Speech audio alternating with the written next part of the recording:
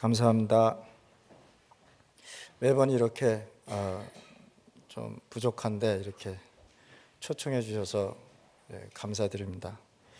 항상 우리 천세 목사님께서 중남미를 위해서 기도해 주시고 또 굉장한 관심을 갖고 계시고 그러다 보니까 중남미에는 또 응답도 좀 있는 거 많이 있고, 그래서 오늘 제가 이제 메시지 중심보다는 선교 현장에서 일어났던 그 일을 잠깐 말씀드리고자 합니다. 제가 이제 그 도시 사역을 처음에 하면서 이제 우리 정글 쪽으로 제가 인도를 받고 그쪽에서 사역을 하게 됐습니다. 근데 사역을 하는데 제가 생각했던 것보다는 굉장히 어려웠습니다. 첫째는 상식이 좀 안 통했고요. 두 번째는 이 사람이 저를 사람으로 생각하지 않고 하나의 어떠한 식물로 이렇게 생각하는 것을 알게 됐습니다. 그래서 지역도 어렵고 또 환경도 어렵고 또 들어가기만 하면은 온몸에 벌레도 물리고 나와서 그 지역을 떠나려고 마음을 먹었습니다. 떠나려 그러면 또 하나님이 다시 그 사역 현장에 집어넣고, 또 힘들어서 도망가면은 하나님이 또 잡아다가 또 집어넣고, 왜 나는 자꾸만 이 사역만 하다 끝날 것인가라는 생각을 하게 됐습니다. 그래서 어느 날은 마음을 먹고 이제 그만둬야 되겠다라고 생각을 하는 그 시간에 또 하나님께서 집어넣으시고, 이게 무슨 일인가 생각을 해봤어요. 그러니까 나중에 제가 그 지역에서 전도하고 선교하면서 깨달은 게 뭐냐면, 하나님께서 이렇게 부족한 나에게 이 영혼을 나에게 맡겼다라는 그 마음이 막 생기기 시작하는 거예요.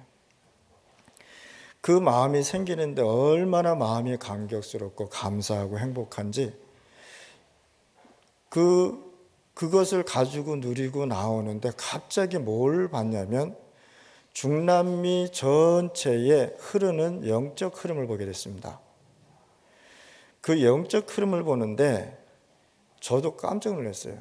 나는 중남미에 살고 있었지 영적 흐름이 흐른다는 건 전혀 몰랐습니다. 이 영적 흐름은 눈에도 안 보이잖아요. 우리는 태어나면서부터요, 지금까지 학교에서 대학교에서 공부하면서 사회생활 하면서 부모한테 무슨 교육을 받았냐면 육신적인 교육 굉장히 받았단 말이에요. 너는 어느 직장에 가서 어느 공부를 해서 이렇게 성공해야 되고, 너는 학교에 가서 이렇게 바르게 생활을 해야 되고, 또 학교 가면은 선생님께서 너희들이 공부를 잘해야 성공해야 된다 그러고, 이런 육신적인 교육을 어려서부터 계속 받아왔단 말이에요. 그러니까 육신적인 교육을 받다 보니까 그것이 나에게 체질이 된 거예요. 그러니까 영적인 일임에도 불구하고 그걸 육신적으로 봤다는 사실이에요. 그러니까 영적인 것은 영적으로 보고 영적으로 우리가 움직여야 되는데 그걸 선교사가 못 보고 움직였다는 거예요. 그러니까 계속 육신적인 교육을 받다 보니까 선교도 복음은 전하는데 육신적인 거로 생각하는 그런 일들이 많더라는 거예요. 그런데 어느 날 제 마음속에 이 영혼을 사랑하는 마음이 생기기 시작하는데 중남미 전체 흐르는 흐름을 보게 된 거예요. 그 흐름을 보면서요, 제가 선교는 전도 영접 몇 명하고 가서 제자 세우고 그게 문제가 아니라는 거예요. 진짜 선교사가 중남미에 흐르는 영적 흐름을 파악하지 못하면 반드시 이 선교는 다시 원위치로 간다는 사실을 깨닫기 시작한 거예요. 제가 무슨 영적 흐름을 봤냐면, 중남미에는 원래 주술이 성행하는 지역이었습니다. 스페인이 들어오기 전에 중남미 전체에는 흑암이 가득 찬 동네였습니다. 한마디로 말하면 사도행전 13장에 있는 무속인들이 판을 쳤다는 거예요. 근데 이 사람들이 뭘 하냐면 마을의 저주와 마을의 재앙을 막기 위해서 주술을 땅에 걸어놨다는 걸 그때 제가 알은 거 있죠. 파나마 같은 경우에는 삐빠데빠스라는 그런 종교 행사가 있습니다. 삐빠데빠스는 뭐냐면 그 지역의 마을에 재앙이 오고 사람이 죽어가고 먹을 게 없어지고 많은 피부병이 생기고 열병이 생기면 반드시 삐빠데빠스를 합니다. 삐빠데빠스를 할 때는 그 최고의 주술사를 데려다가 8일 동안 주문을 외우면서 모든 사람들에게 각인을 시키는 것입니다.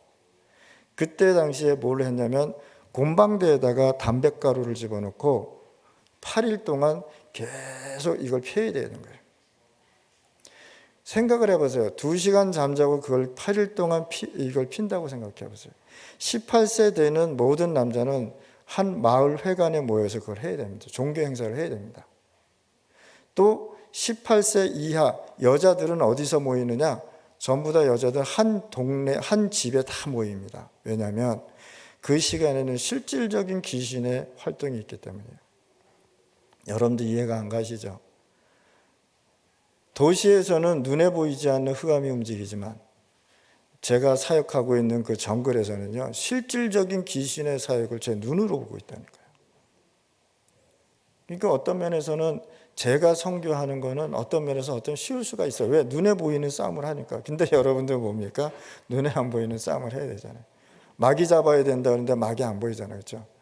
마귀 흑암 결박해야 되는데 흑암이 결박이 됐는지 안 되는지 안 보이잖아요.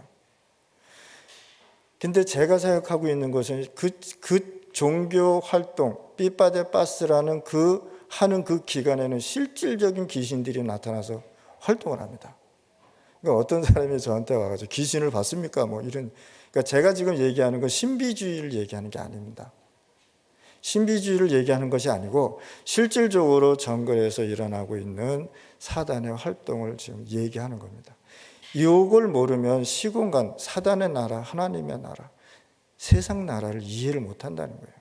우리는 뭐 무조건 가서 전도하잖아요. 근데 거기가 세상 나라라고 그 다음에 사단의 나라라고 그러는데 그게 안 느껴지고 가서 전도하고 있거든요. 지금 어느 날 그 하는 모습을 보고 중남미 46개국의 모든 땅과 땅에 주술을 걸어서요, 모든 흑암을 움직이고 있었다는 거, 그걸 몰랐던 거예요. 제가. 그게 땅과 공중에 있는 모든 흑암을 움직이는 거 있죠. 내가 그걸 선교하면서 발견하면서요, 깜짝 놀란 거 있죠.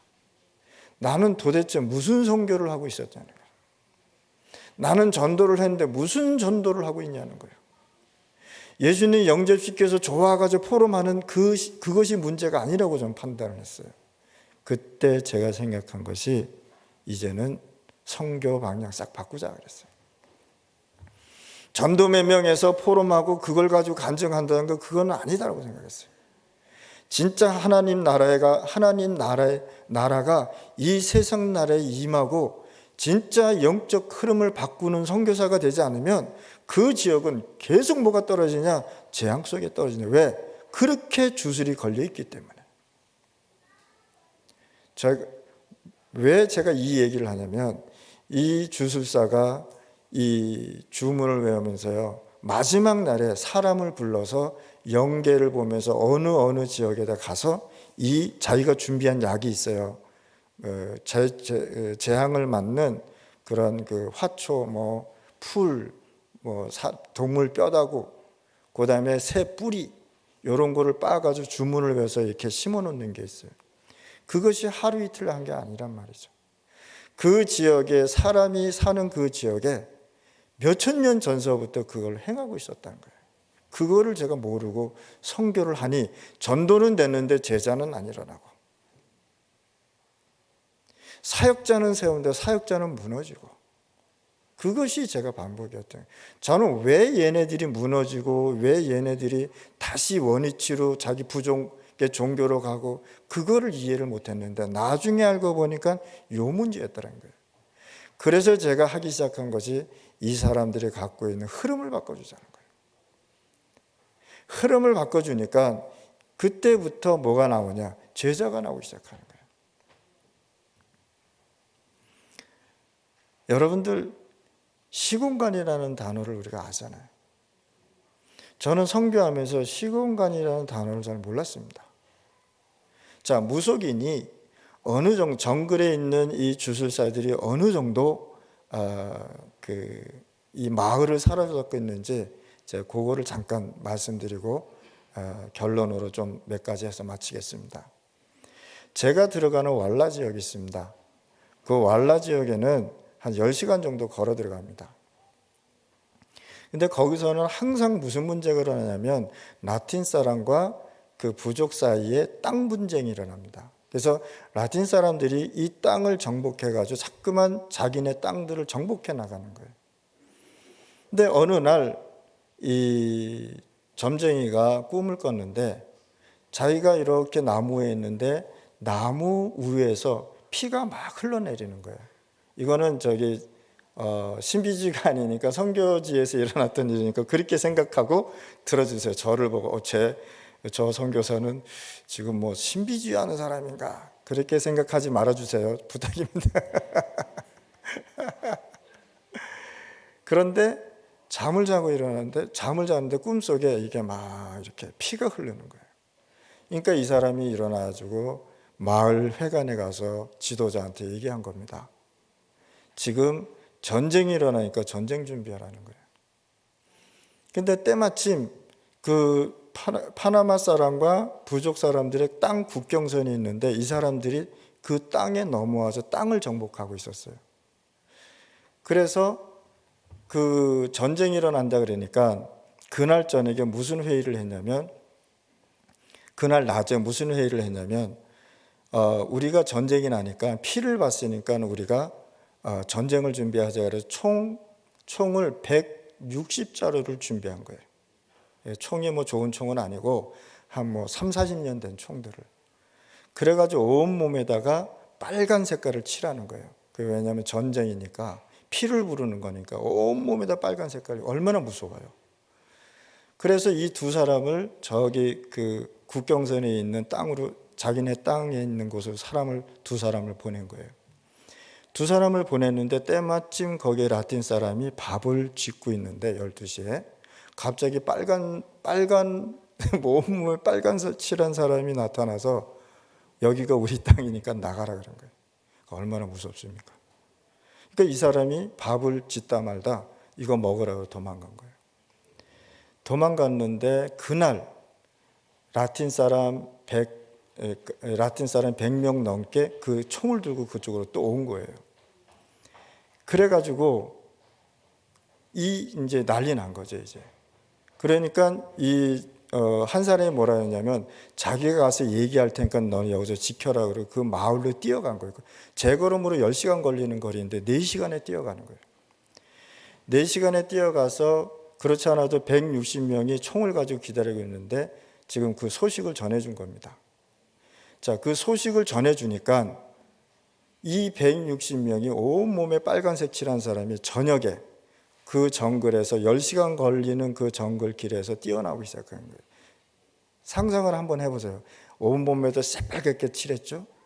총을 들고 이제 소리 없이 뛰어나오는 거예요. 소리 없이 뛰어나오면서 이 라틴 사람이 있는 곳을 전부 다 소리 없이 전부 다 포위를 한 겁니다. 이렇게 주술을 가진 이렇게 복음이 들어가지 않은 그 지역에 사단이 장악하니까 엄청난 사건들이 일어난다는 거예요. 시공간을 초월해서 하나님은 역사하는데 우리가 시공간이란 단어를 모르니까 어떻게 해야 될지를 모른다는 거예요. 하나님이 구원하시기로 작정된 자라면 다 믿었습니다. 이것이 하나님이 원하시는 선교라는 겁니다. 선교에서 하면서 우리가 무엇을 잃어버린 것을 우리가 찾아내야 되고요. 시공간이라는 단어, 보좌라는 단어를요, 우리가 빨리 이해를 해야 됩니다. 구약에 보면 다니엘이 굴 속으로 들어가잖아요. 굴 속으로 들어가는데 시공간의 역사가 일어나지 않습니까? 하나님께서 천사를 보내서 사자의 입을 봉했다 이렇게 나오잖아요. 다니엘이 하루에 3번씩 기도한 게 뭡니까? 시공간을 초월해서 하나님 앞에 기도했다는 거예요. 계시록 8장 3절 5절에 보면은 하나님께서 우리의 기도를 누구로 통해서, 천사로 통해서 다 받는다는 것입니다. 시공간을 초월해서 사단은 지금 공중에서 역사하고 있다는 사실을 우리가 알고 현장에 가야 된다는 것입니다. 이 부분을 모르고 제가 선교를 하니까 전도는 되어지고 영접도 되어지고 사람도 모이는데 그것이 지속이 안 됐다는 사실이에요. 전도는 근본적으로 하나님이 나와 함께 하심을, 함께 하시는 것을 이 선교 현장에 우리가 선포하는 겁니다. 하나님이 나와 함께 하는 것을 보여준다는 것 자체가 시공간에 있는 하나님의 것을 얘기하는 거거든요. 하나님께서 만나주게 한 사람이 나와 함께 하심을 이야기하는 것입니다. 그래서 우리는 선교 현장에 가서 이 영적 흐름을 바꾸지 않으면 절대 안 된다는 사실입니다. 이번에 제가 베네수엘라 가서 얘기했습니다. 베네수엘라 갔는데 많은 사람들이 모였어요. 200명이나 되는 목회자들도 모였어요. 그래서 제가 무슨 얘기를 했냐, 베네수엘라는 3가지 흐름을 바꿔야 된다. 예배의 흐름을 바꾸지 않으면 절대 교회는 치유되지 않는다. 베네수엘라는 말씀의 흐름을 복음으로 바꾸지 않으면 절대 안 된다고 했습니다. 여러분들이 기도하는데 신비주의를 기도하고 하나님 앞에 유신적으로 기도하고 오병이어를 기도하는데 그 기도 제목 바꾸지 않으면 안 된다 했어요. 그러니까 한마디로 말해서 예배와 말씀과 기도의 흐름을 베네수엘라에서 바꿔라 그랬습니다. 교회 가보면요, 교회가 사람들도 많이 모이는데 말도 아닙니다. 거기에 뭐가 임해야 되느냐? 하나님이 사실적으로 원하는 말씀이 임해야 되는데 전부 다 자기 것으로 움직이니까. 그래서 선교 현장에 보면 사람들이요, 전도를 하나님의 행사로 생각하고 있단 말이죠. 행사하고 신비주의하고 오병이어 하다가 지금 이런 문제까지 왔거든요. 떡 5개 물고기 2개 먹은 것이 너무 신기한 겁니다. 그것도 선교사들이 사실 잘못한 거죠. 선교사들이 가서 떡도 주고 물고기도 주니까 사람들이 모일 수밖에 없고, 자기네들이 소망하고 자기네들이 희망의 나라에, 사람이 자기 나라에 왔으니 얼마나 좋았겠습니까? 이거는 누구 잘못도 아니고 선교사들이 잘못 뿌리를 내려줬다는 것입니다. 그러니까 이 사람들이 전도를 행사로 생각해요.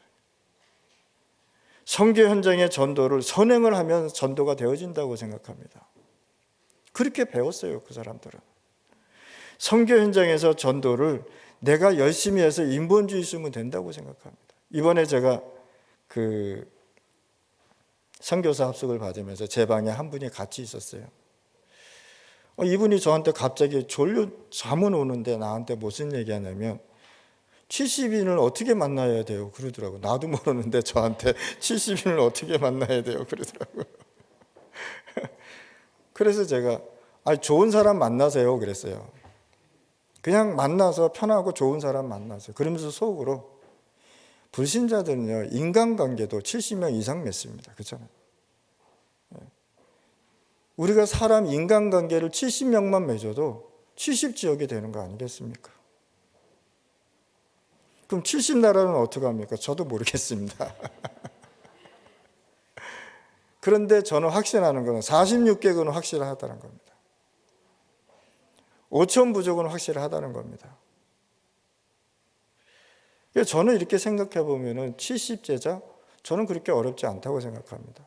70제자를 만나서 지교회가 100개가, 70개가 생겼다. 그럼 7천 교인 생기는 거 아닙니까?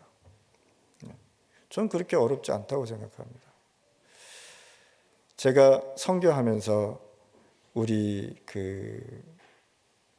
사역지에, 우리 사역자가 사는 사역지에 어린이들이 너무 힘든 거예요.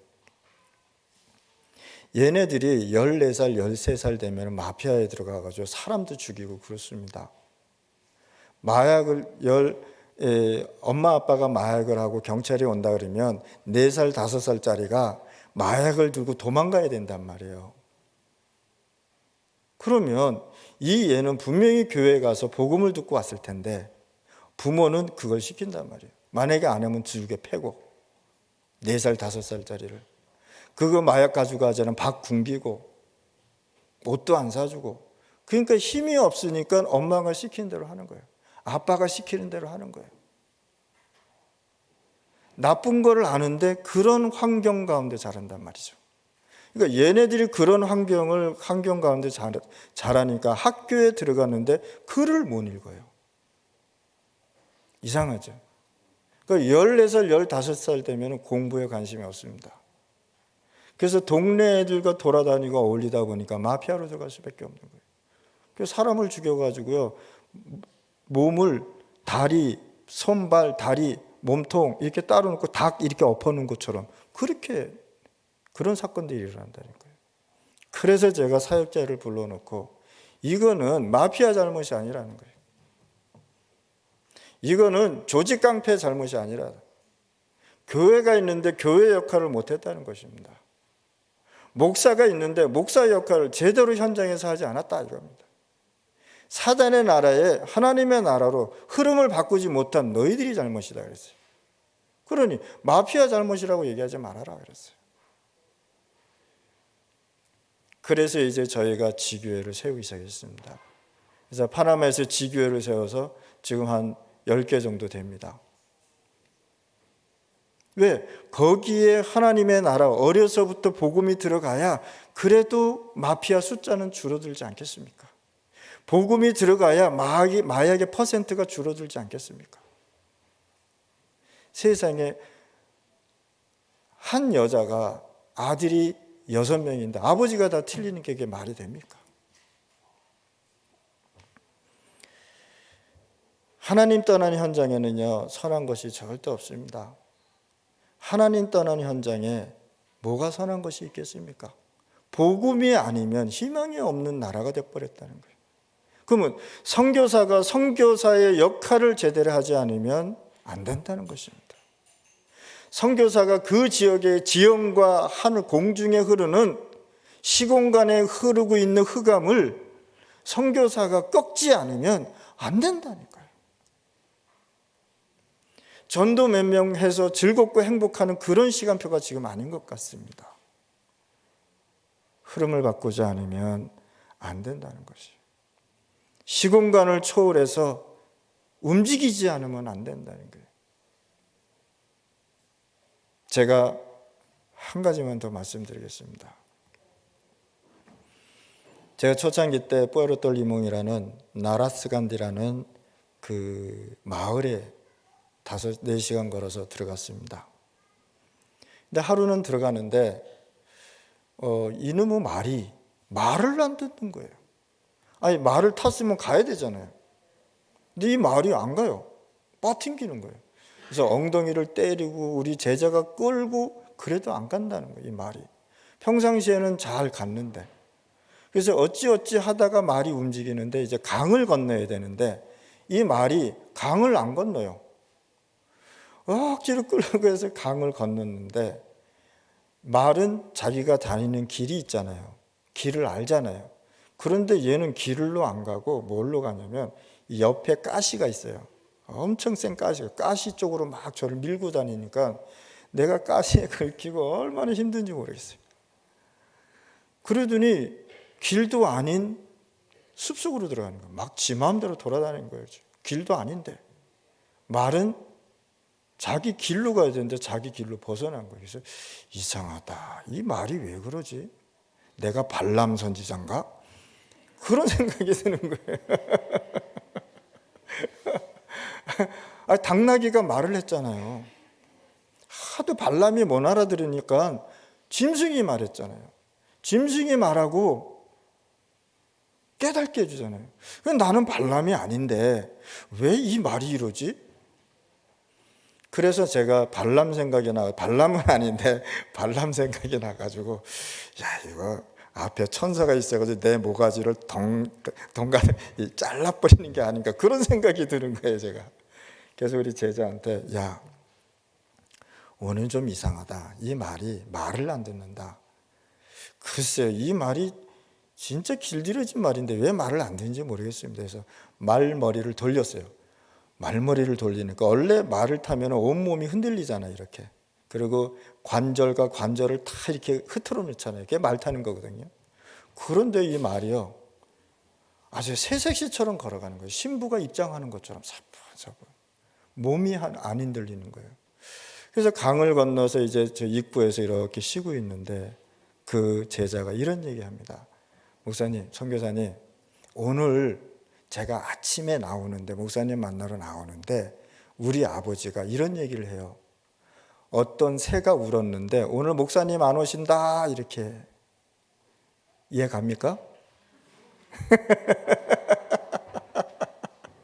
이해 가세요? 제가 웃긴 얘기 하나 해드릴게요.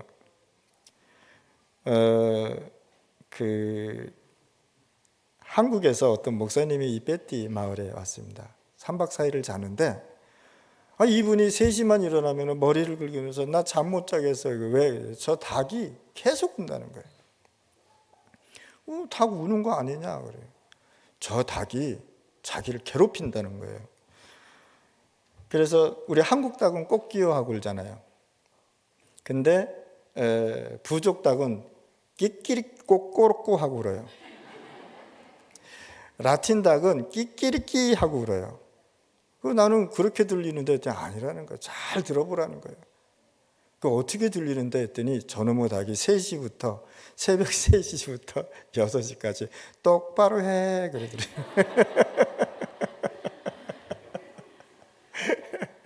똑바로 해 그러. 그거를 3시간 동안 자기가 듣는데 너무 괴롭다는 거예요. 그것도 3일 동안 정신교육을 받은 거예요. 그래, 우리가 다락방을 똑바로 안 하니까 저 닭새끼가 새벽에 일어나가지고 3시간 동안 다락방 똑바로 해 그러는 실질이 있었더니, 그러더니 한국으로 돌아와서 진짜 다락방 정확하게 하시더라고요. 근데 문제는 뭐냐면 그 다음에 제가 가면 그 얘기를 듣는 거예요. 나한테 이 닭이 일어나가지고 매일 똑바로 해 그러는데 그 생각이 좀 나더라고요. 말이, 저 새가 지나가면서 그 아빠가 주술사거든요. 그러더래요. 새가 있으면서 막 새는 새소리를 내는데 이 사람은 새소리를 듣지 않고 말소리를 듣는 거예요. 그러더니 오늘 목사님 안 온다 이렇게 얘기했대요. 난 신기했어요. 어떻게 그런 사건들이 일어나지? 새는 새소리를 내는데 왜 새소리를, 왜 사람의 소리를 듣지? 이런 생각을 했습니다.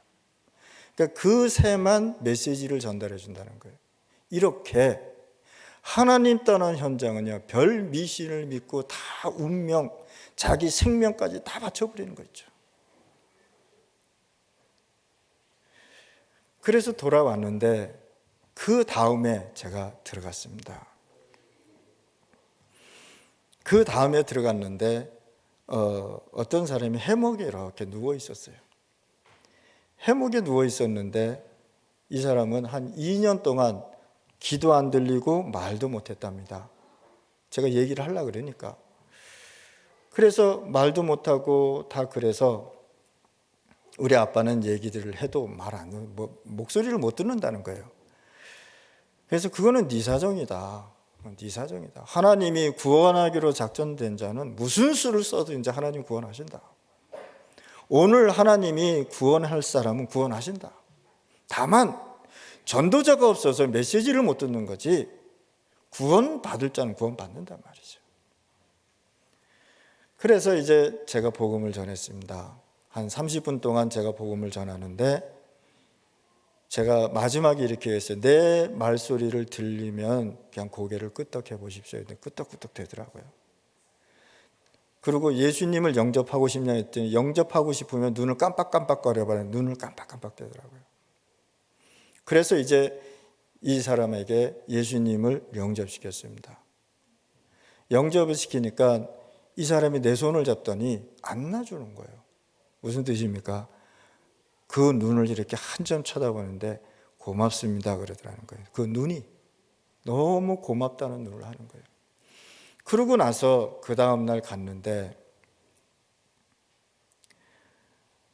그 지역에서 이제 그 사건이 일어난 거예요. 내가 해충약을 하나씩 이렇게 나눠줬어요. 먹으라고. 그 마을 지도자들을 하나씩 먹였어요. 나는 해충약이요, 부작용이 있다는 걸 몰랐어요. 이 해충약이 부작용을 일으키는 거예요.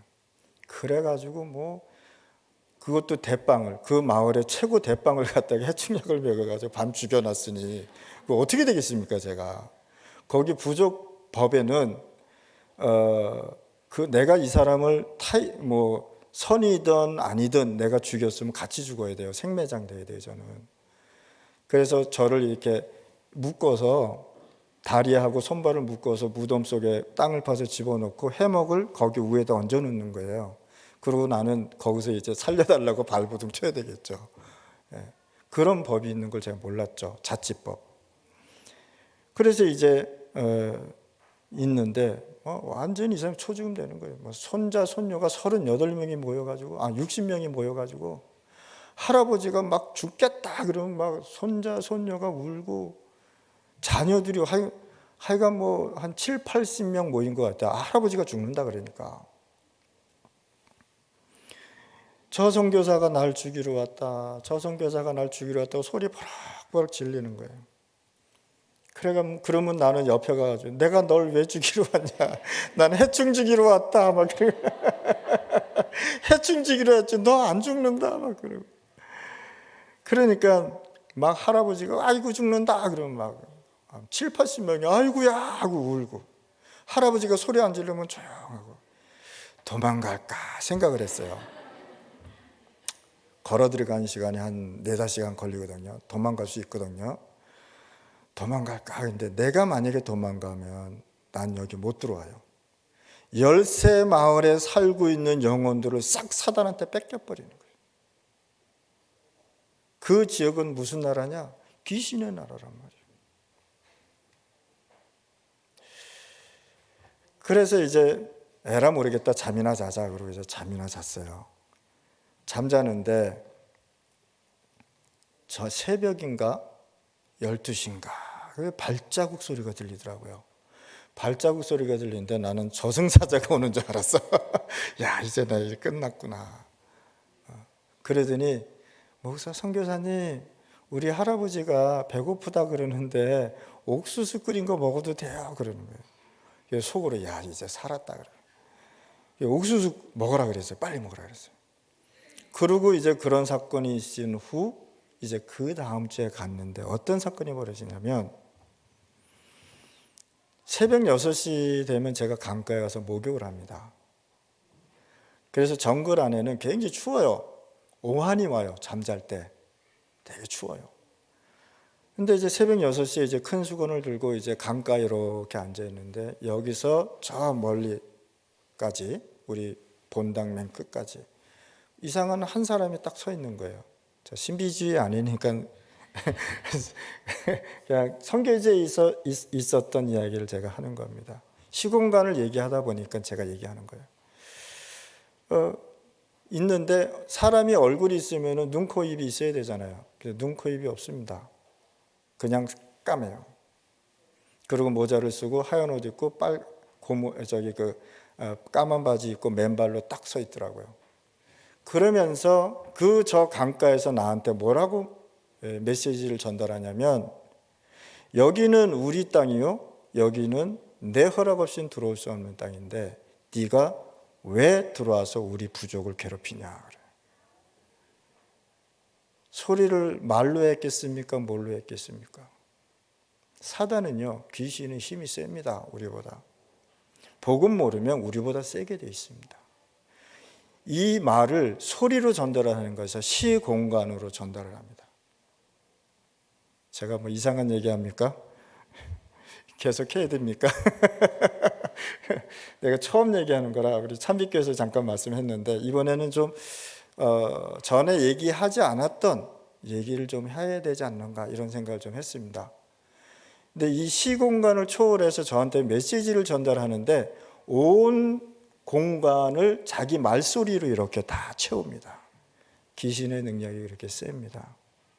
그리고 저한테 그 메시지 듣게 하면서 엄청난 두려움과 공포를 저한테 심어줍니다. 그 분위기를 그렇게 만들어요. 그러니까 에베소서 2장에 보면 공중의 권세 잡았다라고 얘기하잖아요. 천국에서 쫓겨나서 공중에 머물면서 인간을 계속 공격한다 그러잖아요. 시공간을 얘기하잖아요. 그렇죠? 예수님이 감난산에서 승천하시면서 시공간을 초월하는 모습을 봤잖아요. 그렇죠? 승천하시는 때.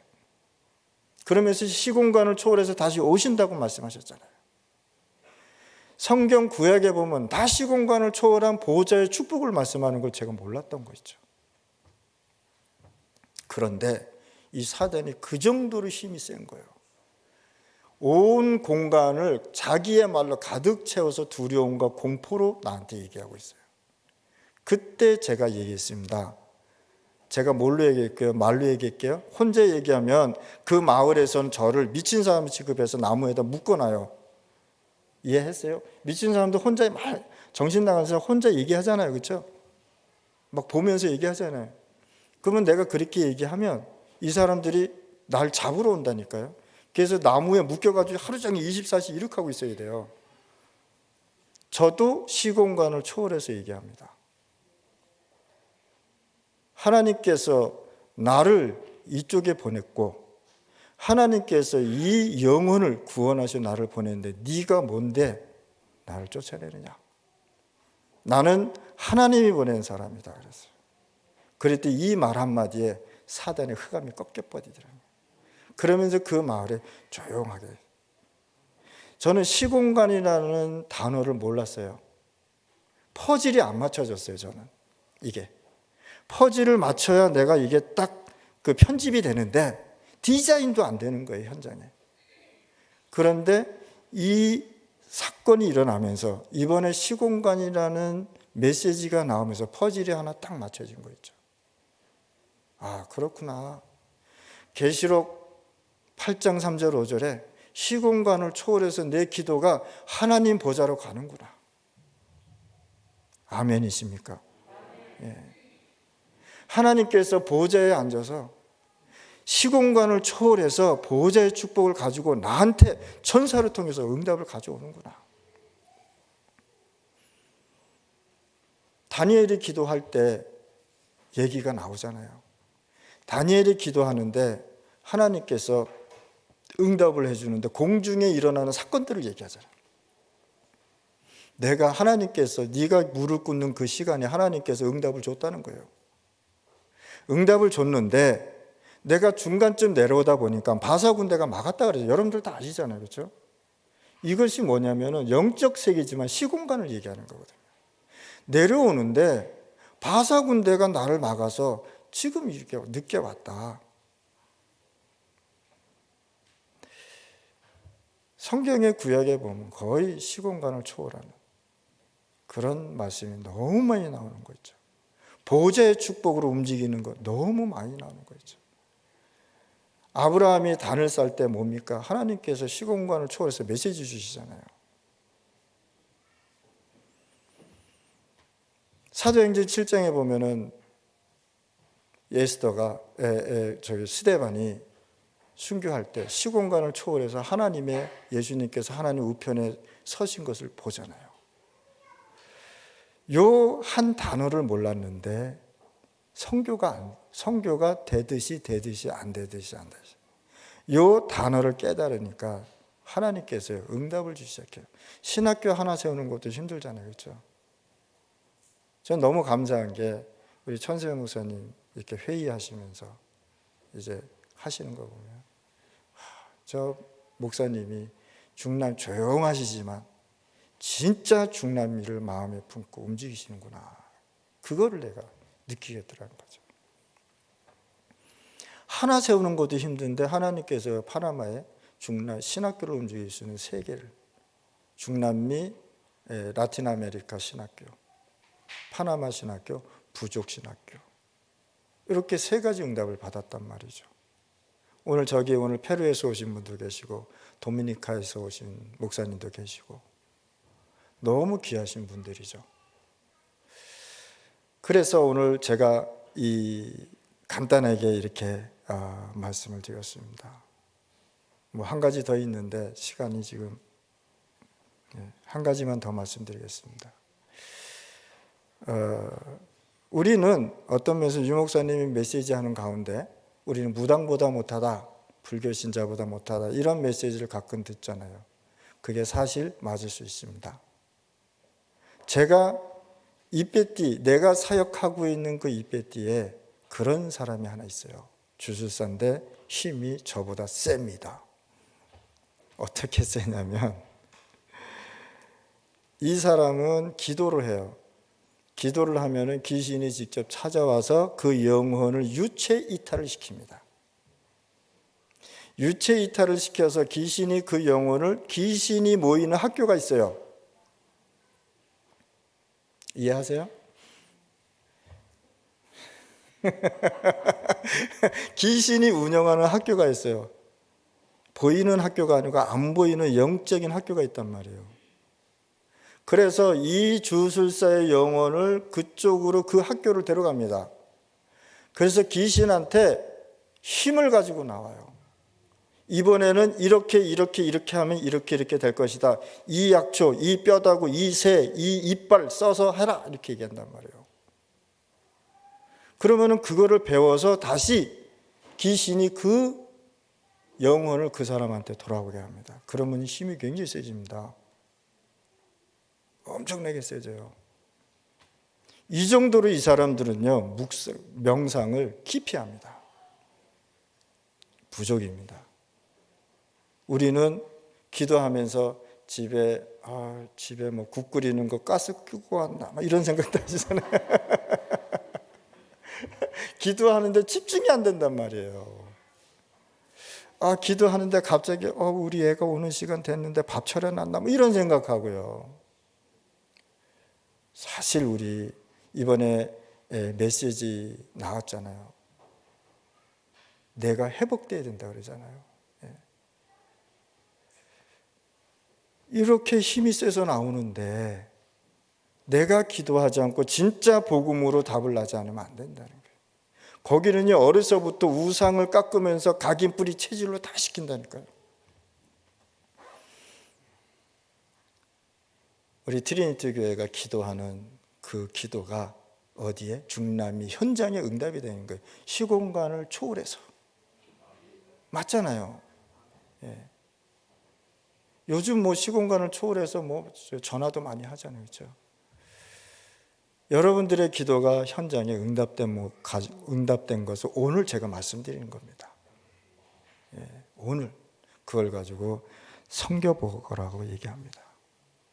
중남미에 7천제제 일어나고 또 미스바 운동이 일어나고 중남미 곳곳에 진짜 신학생들이 일어나서 우리 진짜 도단성 운동이 일어날 때까지 기도해 주시기 바랍니다.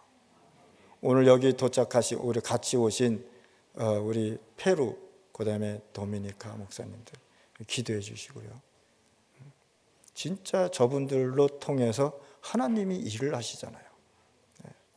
그래서 시공간이 초월되니까요. 그냥 기도만 해 주시길 바랍니다.